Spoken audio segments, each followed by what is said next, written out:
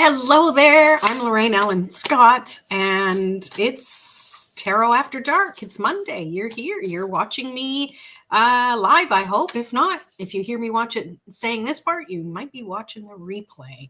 But stick around because I will pull cards that, if they resonate, clearly it's a message for you.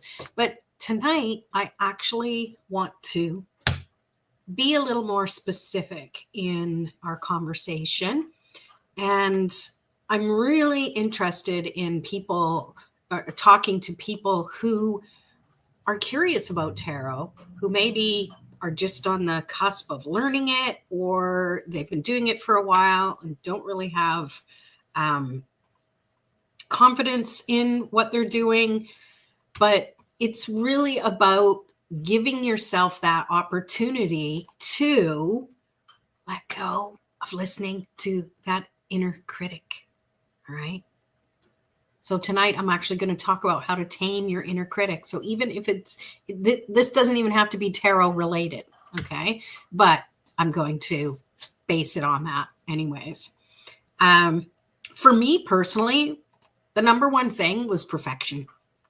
Thinking I had to know how to shuffle properly. I had to know what kind of spread do I use and how do I know what's what. So I've got this blurry thing happening on my talking about perfection. It's nice to be able to see. So let me use this really high tech eyeglass thing, my t-shirt. Hey, there you are. But truly, perfection is the number one block for all tarot readers. Yes, perfection. And perfection can come in different ways. Okay. Perfection can be, I'm new, so I need to know how to do everything right before I can start doing tarot reading. So before I can call myself a tarot reader. Or maybe it's, I don't really know how to shuffle properly, or how to put the cards out. So I can't really be called a tarot reader. There's so many different ways. It really comes down to just overthinking things. And overthinking is got to be one of the most detrimental things we can do in our lives. Not even tarot related. In life. I mean, you've got to agree with me there, I'm sure. So what it comes down to then is we're going to talk about how to tame your inner critic. Okay. And let me just see. No comments. Okay. Make sure you do comment. Even if you're watching as the replay, comment. So I know that you're here. And I want to start out by just pulling a random card that's based on this perfectionism that we seem to go through. Here we are right here. Death and Rebirth card. I'm using the Lightseer Tarot by Chris Ann. I don't have the box handy, but so this is the perfect card because for tarot readers who are just learning how to read, or for those who are getting a tarot reading, and if you get the death card in your reading, you're going to go, oh my God, it's the worst omen ever. But again, this is just a different way of looking at things. Death to the old way. and focus on the new way. How do you want to think? How do you want to listen to that inner voice that seems to be always beep, beep, beep, beep, beep, beep, beeping in your ear, like my bird Mojo, which he's quiet right now because he's eating Nutriberries. I timed it perfectly, I hope. Speaking of perfect. But yeah, perfection is the number one block for tarot readers. And it's a real shame because at least I know when I first started, I didn't want anyone to even know what I was doing. For one, it was like, well, it's weird and people are going to think I'm some devil worshiper or something. Two, it's like, well, I don't really feel comfortable yet, so I can't really let anyone know I'm reading. And yet, it's kind of that catch-22 when you're new at looking for a job, everyone wants experience, but you can't get experience because no one wants to hire you. So it's the same thing with tarot. You just need to practice. And I prefer to call it play. You need to play. They're cards. Who wants to play? Who wants to play cards? because that's just the perfect way to start shifting how you think about things, right? But okay, let's go back to this here. I've got my little, I'm organized a little bit, and this will come down the pipeline in a bit. So how to tame your inner critic. I've got 3 critical things that you can actually do. And the first one really is, it's that inner voice that's nagging at you going, you're not good enough. You're just new at this. You don't really know what you're doing. Oh, so-and-so said you weren't very good at this, or so-and-so said that this is bad. And, we listen and we absorb, we sponge that stuff in, that voice, that inner critic. But what you really need to do is not just tell it to shut up, because who likes being told to shut up? Nobody. But you can be a little more respectful. The more respectful we are to that critical voice, the more it kind of tames it down a little bit. So number 1 is to be kind and be supportive. So when you get that inner critic going and talking to you the whole time, imagine having a conversation with this inner voice. And imagine that the inner voice is just a younger version of you, say, I don't know, 5 or 7 years old. So you're talking to a 5 or 7-year-old. For one, you can't really always reason with them in an intellectual way, but you can reach them on a more primitive level, on a feelings level, and just acknowledge and just say, you know what, I understand you're trying to protect me, thinking that just because I don't know what I'm doing, people are going to laugh. But you know what? I'm going to do it anyways. I'm just going to make it fun, and supporting yourself in that way can make a big, big difference in how you show up and do something new, right? So, let's see, I wrote some notes too. So, so that's about it for that point. But the next point is worrying. That critical voice is saying that you're doing it wrong. And of course, we can't just say, oh, it's okay, I'm going to just do it anyways. But realistically, when we think we're doing something wrong, the first thing we do is we stop.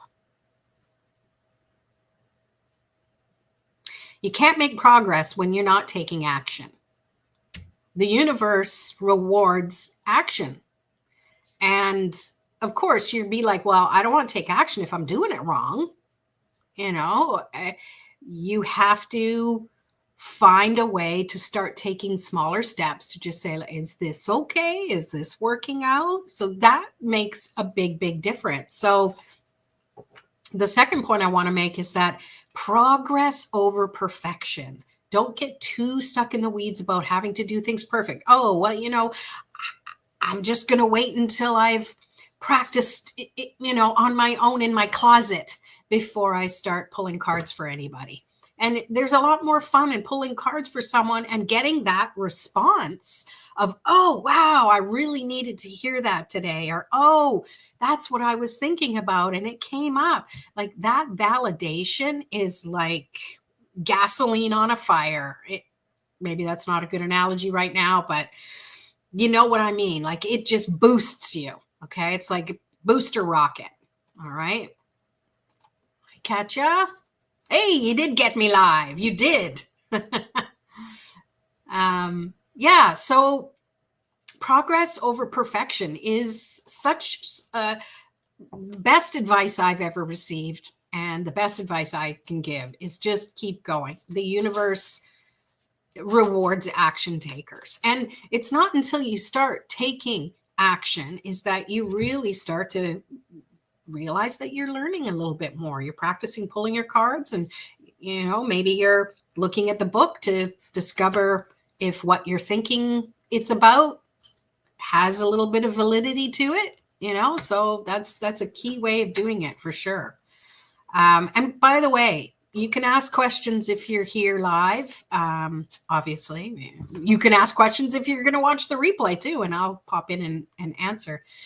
Just trying to keep it super simple and light tonight, but do stick around if you do want a card pull. I will be pulling cards, but I want to get through this first. So what else? Okay, so we can go on to the third and final point invent your process. So one of the big things is for me was overthinking. Oh, I get this a lot with people. How do you shuffle? How do you shuffle cards? It's like, well, when you start a game, say you're playing, I don't know, Crazy Eights, and you might be new to learning Crazy Eights. Someone's explaining the rules. Do you ask them, well, how do you shuffle? No, you just pick the cards up and you just kind of do what you do. Or, you shuffle them around on the table because maybe you want upside down and right side up. And you just shuffle. You'll get better at shuffling as you go along. You'll learn, like me, small hands. Some of the decks I can't hold like this because my hands can't grasp it.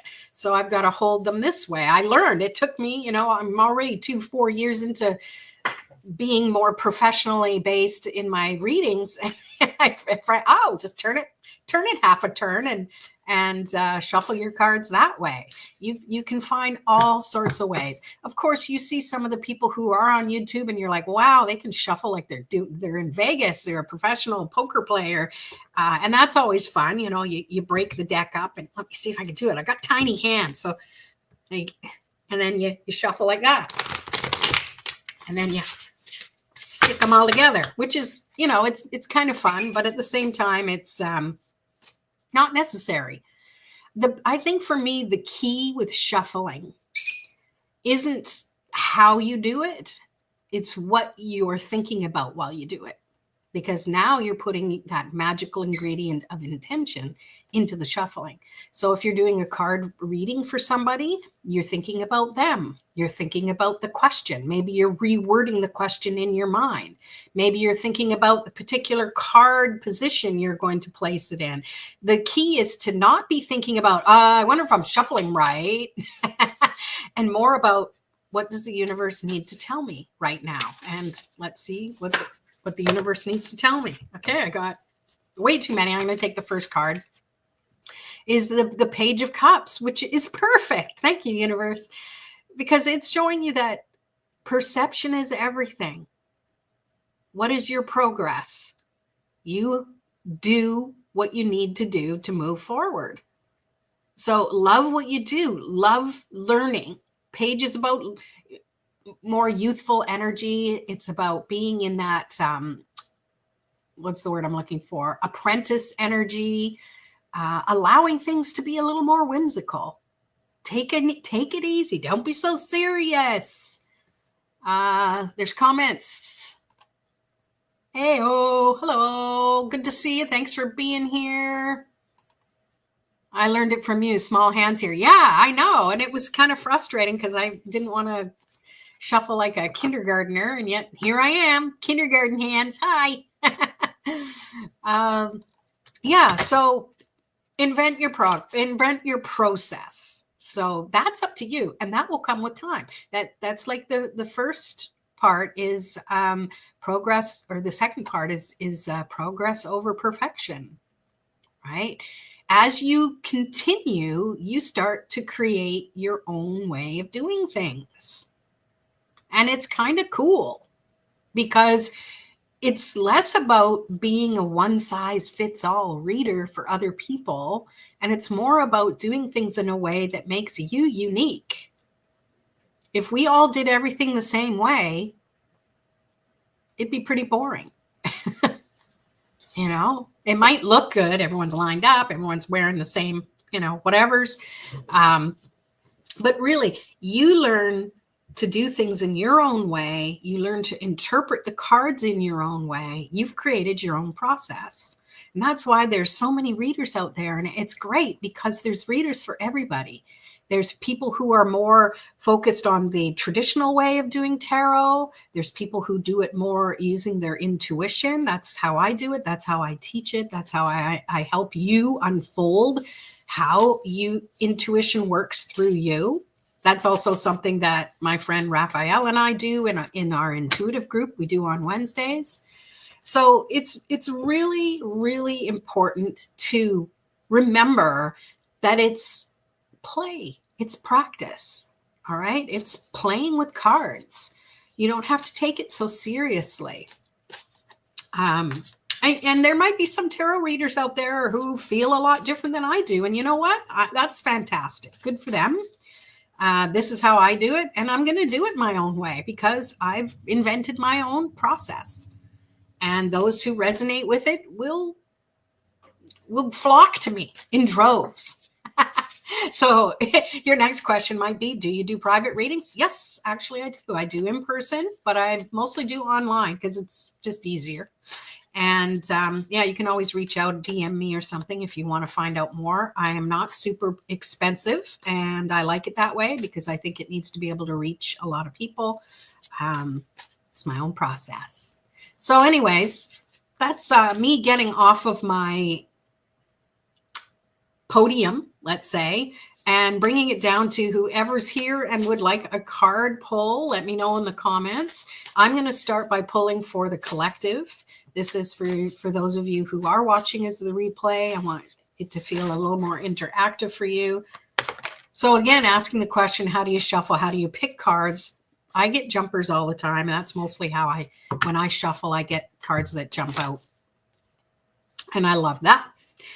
So for the collective, we have the Seven of Wands. And what I'm picking up from this is maybe you've got a lot happening all at the same time. This could be work related, but it might not be. It's just saying that many pokers in the fire is what I'm picking up.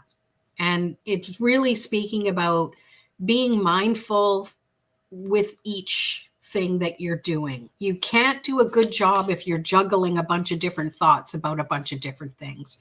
But when you can be more mindfully focused on one, you're going to have a lot more traction there. That's your guideline to working closer with your energy and being taking aligned action is what's coming up.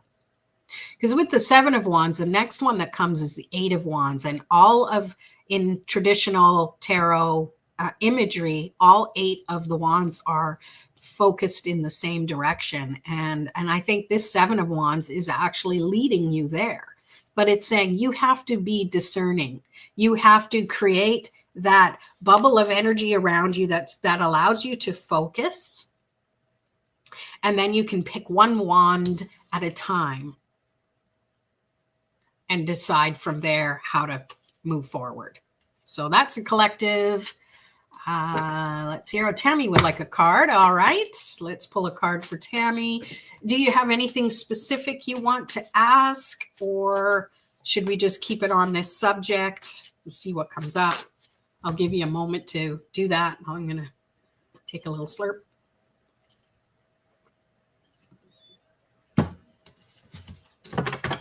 All right, let's pull a card for Tammy. So, progress over perfection is me just shuffling, thinking of Tammy, thinking of what she most needs to hear right now.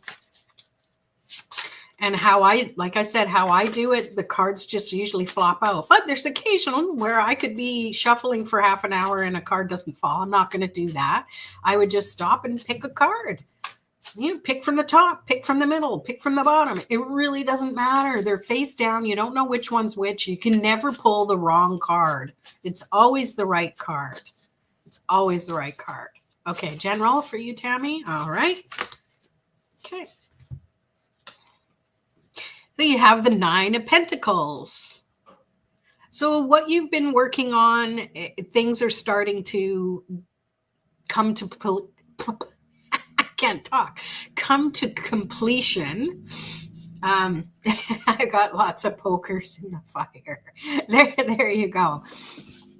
So it feels to me that it's okay if you do, because it's showing there's lots of results, right? But you can really, truly only focus on one thing at a time, but make a time limit of it. Focus on one thing for a little bit, and then say, okay, time. If your mind starts wandering or you're like, oh, I've got to go multitask, then make sure you're singularly focused on that task and then go to the next thing and the next thing. That's my general advice right there. I want to pull you another one as well from this regular tarot, because just in case, maybe we get another 9 of Pentacles coming up. Let's just pull a clarifier. We got time. Yes, we do. Katya wants a reading too. Perfect. Okay, so this, I'm mindful of time, so I'm just going to pull the top card. We have the moon. So I feel for you, Tammy, that this is saying, like, we have the new moon coming up, I think the 29th, and this is the Lunar New Year. So this is a biggie. I'm going to be doing readings on that too, based on your zodiac signs, the Chinese zodiac signs. So that'll be coming up later this week. So for you, Tammy, it feels like this is a really good time to declutter, to focus on the things that you really want to focus on and let the rest fall away. It's kind of cleaning things up a little bit. And I don't know how that looks for you. Put these in the right pile. But that's the general message I'm getting for you. Hope that makes sense. All right, Katya. What message spirit guides have for me? Okay, let's see. So let's find out. What does Katya most need to know?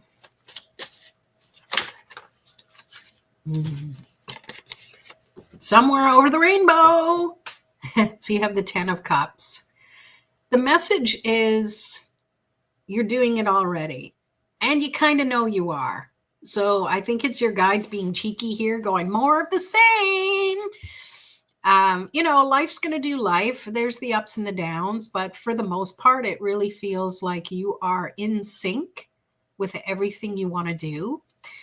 And what I'm also getting is don't get too caught up in the momentum of it. Make sure you stop and enjoy it a little bit longer than you might have given yourself. Because I'm really feeling like you talk your talk, you walk your walk. You're really good at that.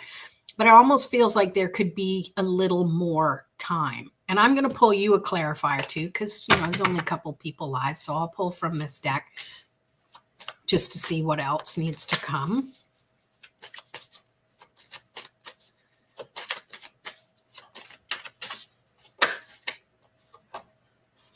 Yeah, and you got Temperance. So this is definitely about honoring your wins, which check, you do that. It's also giving yourself a little more time for the magic to happen. And I know that's just kind of a message that's out in the ether, but that's what I'm picking up. It's like you don't have to, it's not that you don't have to plan everything, but it's expect the unexpected is what I'm getting. Because it's interesting. When I see this card right now, I'm seeing it as a chemist who has 2 beakers full of things, and he's just putting things together to see what the results are. And, often you put these things together and you see some kind of result and you mark it down. But sometimes things take time. Overnight, over a week, over a month. Keep watching, see if there's any more activity or, that's what's coming up for you, Katya. So I hope that makes sense. Let's see.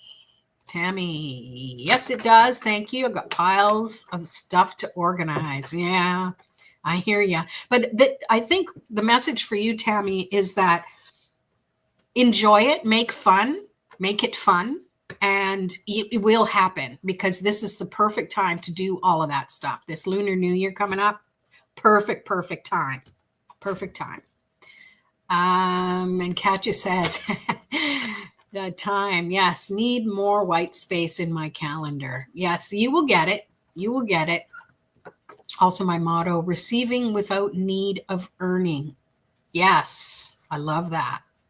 Receiving without needing. Yeah. Yeah, just being grateful that it can come. I love that. Well, thank you so much, you two, for being here live. I appreciate you so much. I'm going to let everybody go because hopefully they'll watch the replay and get all the little lesson that's there. Make sure you have yourself a fantastic day. I'm back here again Wednesday at 5 p.m. Pacific with my friend Raphael. We're just talking about magic. And I'm also here next Monday for Tarot After Dark. So again, if you're interested in getting a reading, I could do virtual readings. DM me, reach out. We'll chat. All right. Take care. Thanks for being here. Peace.